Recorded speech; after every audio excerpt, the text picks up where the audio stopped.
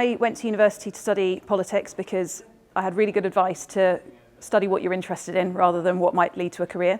And while I was at university, I started working on the student newspaper because I fancied a boy who worked on the student newspaper.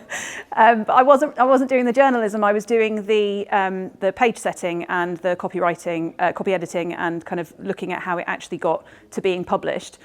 So I became interested in that side of things, and was going to do a postgraduate degree in magazine production.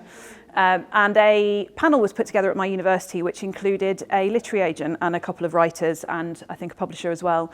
And I really liked the literary agent. I was really interested in what they did, and so I spoke to her afterwards and asked if I could find out more and do some work experience, and she said yes. And so I ended up doing work experience at that literary agency, and while I was there they offered me a job as one of the assistants. So I never did that postgraduate degree, but it gave me a really good insight into the publishing industry.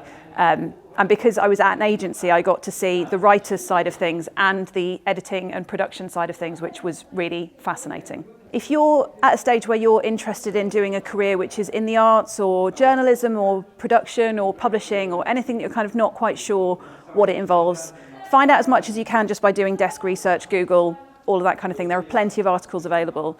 But I would say actually most people who work in those kinds of jobs are actually quite open to giving advice, and they tend to also speak on panels or go to events where they would tell people about their jobs. So try as much as possible to kind of get out and do those conversations, those meetings, those conferences, so that you can actually get to speak to the people who are doing those jobs. They have been you, they have been those people at 18, 19, 23, whatever it might be, who aren't quite sure what to do, and they will often be really happy to tell you about what their job entails and how they might be able to help you get a bit further.